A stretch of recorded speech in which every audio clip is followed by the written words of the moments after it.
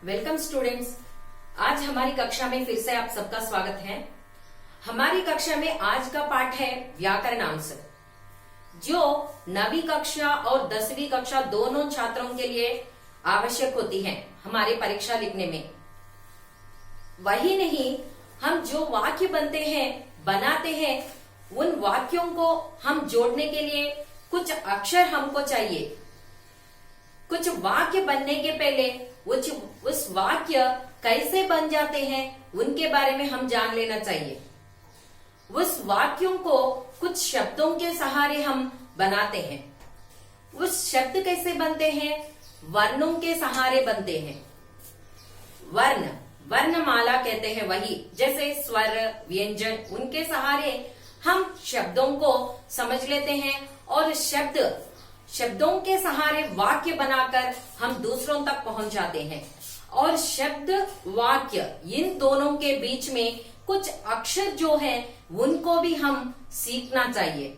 माने उस वाक्य को कैसे बनाना चाहिए हमको। कुछ शब्द होने से हमको वाक्य नहीं बन जाती है। क्या कहा मैंने? कुछ शब्द होने से वाक्य नहीं बन जाती है। जैसे राम पुस्तक खरीदा। राम पुस्तक खरीदा। राम ने पुस्तक खरीदा। मैंने क्या लगाया है वहां? ने माने एक अक्षर लगाया है वहां।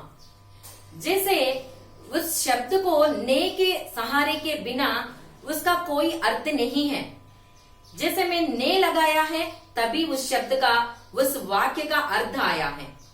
वैसा ही हमारे हिंदी में इस व्याकरण कार्य में हमारा एक मुख्य अंग है कारक। इस कारक के सहारे हम उस वाक्यों को बनाते हैं। यही कारक को हम अंग्रेजी में केस कहते हैं। आप इन, ऑन जैसे शब्द आप उपयोग करते हैं एक सेंटेंस बनाने में, वैसा ही हमारे हिंदी में ही इस कारक के सहारे हम वाक्य बनाते हैं। इस वाक्य को कैसे बनाते हैं? इस वाक्य के जो सहारे हैं, मैंने जो कहा कारक है, उस कारक नहीं हो तो क्या हो जाता है? उस कारक नहीं हो तो वहां उस वाक्य का कोई अर्थ ही नहीं होती है। वैसे कारक के बारे में मैं आज आपको कहती हूँ। यहाँ बोर्ड पर देखिए कारक। कारक माने मैंने कहा था केस, आप अंग्रेजी में केस कहते हैं। पहले देखिए कारक, క్రియ को करने वाला कारक, కారకుడు అని అంటాం తెలుగులో మనం। అది కారకుడు, పనిని చేసేవాడు। ఆ పనిని చేయటానికి ఏమేం వాక్యాలు కావాలి మనకి? ఒక పనిని చేస్తున్నారు అని చెప్పడానికి ఎటువంటి వాక్యాలు కావాలి? एक व्यक्ति जो काम कर रहा है, उस काम को करने के लिए क्या क्या चाहिए उसको? किसके सहारे, किस अक्षरों के सहारे उस वाक्य बनाता है? और दूसरे में देखिए यहां मैंने कारक, इस शब्द की परिभाषा लिखी थी मैंने। परिभाषा माने डेफिनेशन। यहां देखिए संज्ञा या सर्वनाम का क्रिया के साथ दूसरे शब्दों में संबंध बताने वाले निशानों को कारक कहते हैं। फिर से देखिए संज्ञा या सर्वनाम का क्रिया के साथ दूसरे शब्दों में संबंध बताने वाले निशानों को कारक कहते हैं।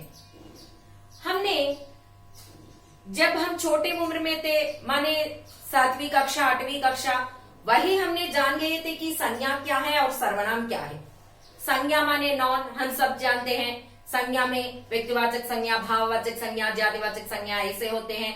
और सर्वनाम जो प्रोनाउन हम कहते हैं अंग्रेजी में, प्रोनाउन नाम के बदले में आने वाले शब्द, वैसे सर्वनाम कहते हैं। यहाँ क्या कह रहे हैं? संज्ञा या सर्वनाम का क्रिया के साथ, क्रिया माने काम, పనితో పాటుగా కలిసి, जो काम कर रहा है, दूसरे शब्दों में ఇంకొక మిగతా శబ్దాల్లో, అంటే ఓన్లీ అక్కడ సంజ్ఞ, సర్వనాం, క్రియ ఈ మూడే కాదు, ఇంకా అన్య శబ్దों के सहारे, సహారే అంటే ఏమిటి? వాటికి కలిసి, వాటికి తోడుగా, ఆ శబ్దాలు లేకపోతే వాటికి మీనింగ్ ఉండదు। अन्य शब्दों के सहारे संबंध बताने वाले निशानों को, ఆ శబ్దాలతో కలిసి నిషాన్, నిషాన్ మానే గుర్తులు, కొన్ని రకాలైన గుర్తులు అంటే అక్కడ సంజ్ఞ గాని సర్వనామం గాని ఉంటుంది, ఇంకా క్రియా శబ్దాలు ఉంటాయి, ఇంకా ఇతర శబ్దాలు కూడా ఏమైతే ఉంటాయో ఉన్ సభీ నిశానోంకో మిల్కర్ అటువంటి శబ్దాల యొక్క గుర్తులన్నింటినీ కలిపి कारक कहते हैं, कारक అని చెప్పబడుతూ ఉంటాయి. यहाँ देखिए मैंने इसके बारे में एक उदाहरण लिखा जहां मैंने क्या कहा था, संज्ञा या सर्वनाम का क्रिया के साथ दूसरे शब्दों के सहारे ఇంకా శబ్దాలు ఉండాలి. ఆ శబ్దాలన్నీ ఉంటే సరిపోదు, వాటికి కరెక్ట్ అయినటువంటి నిషాన్ కొన్ని రకాలైన అక్షరాల యొక్క గుర్తులు ఉండాలి అక్కడ అని చెప్పుకున్నాను. దానికి ఉదాహరణగా ఇక్కడ ఒక కింద ఒకటి చెప్తున్నాను, వాక్యం చూడండి. రామ్ रावण बाण सीता मारा. यहां मैंने क्या लिखा था, राम रावण बाण सीता मारा. आपको समझ में आया? यहां मैंने क्या लिखा था, आपको समझ में आया? नहीं आया था ना? कुछ शब्द है ना, అక్కడ కొన్ని శబ్దాలు మటుకే ఇవ్వబడినాయి. మరి ఆ శబ్దాలని మనకి కరెక్ట్ అయిన వాక్యంలో ఎలా తయారు చేయాలి, ఆ వాక్యానికి సంబంధించిన చిహ్నాలు మనం వేటిని ఉపయోగించాలి, నిషాన్ అని చెప్పుకున్నాం కదా. ఇక్కడ ఎటువంటి చిహ్నాలు ఉపయోగిస్తే దానికి కరెక్ట్ అయిన మీనింగ్ అనేది ఉపయోగపడుతుంది. माने जो सार्थक वाक्य बनते हैं, सार्थक वाक्य निरर्थक वाक्य या निरर्थक वाक्य है, माने वहां जो अर्थ नहीं है, हमको इन शब्दों को पढ़ने से हमको कोई अर्थ मालूम नहीं पड़ता है. जब हम वही कुछ निशान लगाते हैं तब वह सार्थक वाक्य बन जाती है. ఎప్పుడైతే మనం అక్కడ మధ్యలో కొన్ని గుర్తులు కొన్ని అక్షరాలు అక్కడ మనం పేర్చుకుంటూ వెళ్తామో అప్పుడు మనకి చక్కటి ఒక అర్థాన్ని ఇచ్చేటువంటి ఒకటి అర్థం అనేది మనకి వస్తుంది. ఆ వాక్యానికి ఒక సరైన మీనింగ్ అనేది ఏర్పడుతుంది అన్నమాట. अब यहां देखिए, राम ने रावण को बाण से सीता के लिए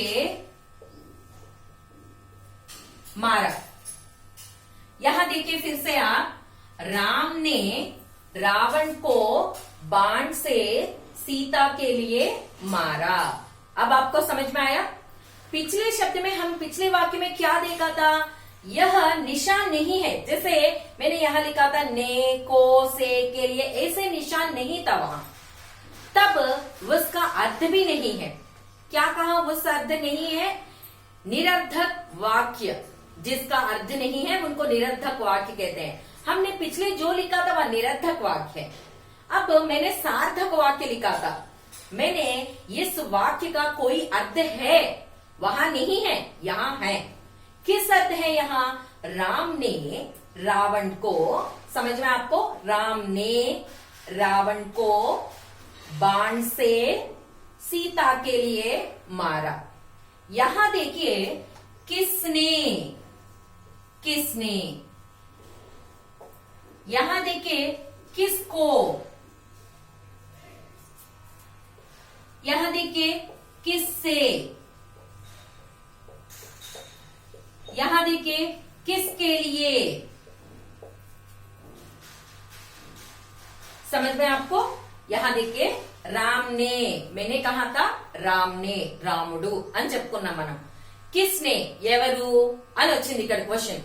किसने, राम ने, किस ने, किसने, किसको ఎవరిని, ఎవరు ఎవరిని, किसको అంటే అది.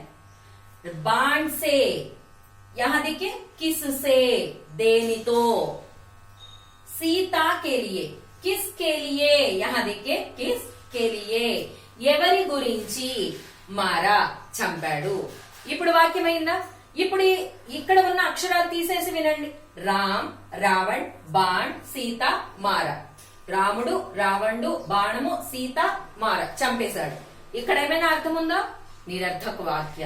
अब सार्थक वाक्य बन गया है. राम ने రాముడు రావణుని బాణ్ సే బాణంతో సీత కే లియే మారా, సీత గురించి చంపడం జరిగింది.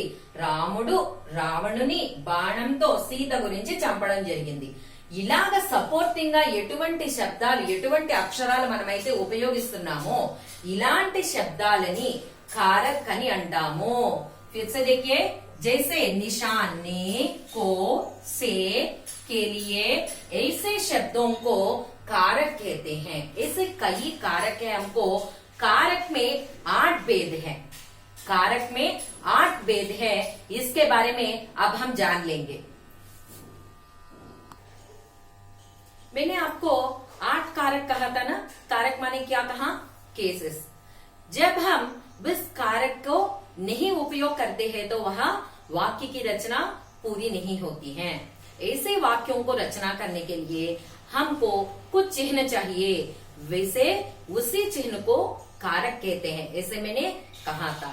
अब इस कारक को आप ज्यादा आसानी से पहचानने के लिए हमने हमारे हिंदी व्याकरण के बुजुर्गों ने हमारे लिए कुछ आसानी सी एक रचना के रूप में हमको हमारे सामने ला है। उनके बारे में मैं अब यहाँ इस बोर्ड पर लिखा था। आप भी इस पद्य को ध्यान रख लीजिए और पढ़ लीजिए। आप पढ़ने से आपको यह आपको समझ में आ जाती है। जब आप परीक्षा में आ जाती है तब आप आसानी से लिख सकते हैं क्या कारक क्या क्या है उसके बारे में। यहाँ देखिए पद की रचना मैंने लिखी 8 कारक है। क्या कहा था मैंने? 8 कारक। టోటల్ గా ఎన్ని కారకాలు మనకు ఉన్నాయి? 8 కారకాలు ఉన్నాయి. ఇక్కడ అవే మనకి చెప్తున్నారు చూడండి ఒక పద్యం రూపంలో। कर्ता ने अरु कर्म को करण रीति से जान, संप्रदान को के लिए अपादान से मान, काके की संबंध है अधिकरणादिक में जान, रे हो है संबोधन मित्र धरहु यही ध्यान। हे मित्र, ध्यान में रखना चाहिए तुम्हें। क्या ध्यान में रखना चाहिए? जो कारक है उस कारक को हम नहीं भूलने के लिए हमारे बुजुर्गों ने, हिंदी व्याकरण के बुजुर्गों ने ऐसे लिखा था हमारे लिए एक पद्य की रचना के रूप में। कर्ता ने अरु कर्म को, यहां देखिए कर्ता, कर्ता कारक, कर्ता कारक क्या उपयोग करते हैं? किस चिन्ह लगाते हैं हम? कर्ता कारक में ने लगाते हैं। यहाँ 8 कारक मैंने कहा था ना। किस कारक आए हैं? यहाँ देखिए पहला वन कर्ता कारक, अरु कर्म को दूसरा कारक आ गया है यहाँ कर्मा। कर्म में कर्मा कारक, कर्म कारक में को लगाते हैं वहां। और तीसरा देखिए करण कारक, करण कारक में से लगाते हैं वहां। क्या लगाते हैं? से लगाते हैं। और यहाँ देखिए संप्रदान कारक चौथा को के लिए लगाते हैं संप्रदान कारक में। और यहाँ देखिए 5वां अपादान कारक, क्या लगाते हैं? से लगाते हैं वहां अपादान कारक में। और का के की क्या लगाते हैं वहां? संबंध कारक, क्या कहते हैं? संबंध कारक में का के की। ऐसे शब्दों के बीच में इनके सहारे हम वाक्य बनाते हैं। यहाँ देखिए अधिकरण कारक, अधिकरण कारक में लगाते हैं हम। रे हो है संबोधन कारक 8वां कारक है। 8 कारक आ गए है ना। पहला वन, दूसरा, तीसरा, चौथा, 5वां, 6वां, 7वीं, 8वां, ऐसे 8 कारक आ गए हैं। क्या कहा मैंने? इस कारक क्या क्या है? फिर से देखिए कर्ता कारक, कर्ता कारक के लिए ने प्रत्यय का प्रयोग करते हैं। कर्ता कारक में ने प्रत्यय लगाते हैं। जहां भूतकालिक रूप में हम उपयोग करते हैं, ने प्रत्यय को हम भूतकाल में ही प्रयोग करते हैं। कर्म कारक, कर्म कारक जहां कर्म की प्राधान्यता की जाती है वहां को लगाते हैं। करण कारक, करण कारक सी, करण माने कारण, करण कारक इसके बारे में भी मैं आपको समझाती हूँ। करण कारक में से संप्रदान, संप्रदान में को के लिए अपादान से लगाते हैं। अपादान में यहाँ भी से है और यहाँ भी से है। अपादान माने एक से दूसरे जगह, वहां पास होती है शब्द। राम ने बाजार से आया, बाजार से आया, बाजार आना, बाजार से घर को आया। वहां 2 शब्द 2 अलग रूप में वहां दिखाई पड़ते हैं। कहां से आया? बाजार से आया। इसे वहां अपादान के रूप में वहां से यहां आने के लिए यहां कहते हैं अपादान कारक। और यहां से क्यों लगाते हैं? किसी के लिए, कर्म के लिए। वहां जहां हमने राम ने रावण को सीता के लिए बाण से, बाण माने राम ने बाण से मारा। ऐसा कहा तो मैंने किससे मारा అంటే అక్కడ ఉపయోగించేటువంటి వస్తువు అన్నమాట। అక్కడ ఏ సాధనాన్నైతే మనం ఉపయోగిస్తున్నామో, ఏదైతే కారణం కలిగి ఉందో, దేన్నైతే మనం ఉపయోగిస్తున్నామో అది కరణ్ కారక్। ఇక్కడ సే అనేది అందుకు ఉపయోగిస్తాం అన్నమాట। కరణ్ సే సంప్రదాన్ కో కే లియే అపాదాన్ సే కా కే కి సంబంధాన్ని కొన్ని శబ్దాల యొక్క సంబంధాన్ని కలపడానికి కా కే కి యొక్క అనేటువంటి శబ్దాన్ని మనం ఇక్కడ ఉపయోగిస్తాం। अधिकरणाधिक में पर ये दोनों लगाते हैं। में घर में कोई है, पेड़ पर पक्षी है, आसमान में लालिमा है, ऐसे में पर उपयोग करते हैं। वैसे रे हो है संबोधन, किसी को हम बुलाते हैं रे इधर आ जा, हे भगवान, हो के क्या हुआ, ऐसे शब्दों को संबोधन करते हुए संबोधन कारक हम उपयोग करते हैं। यही कारक है। इनके बारे में एक एक के बारे में मैं अगली कक्षा में आपको समझाती हूँ। आप यही तक आप ध्यान रख लीजिए, आप यह भी लिख लीजिए आपके पुस्तक में। धन्यवाद।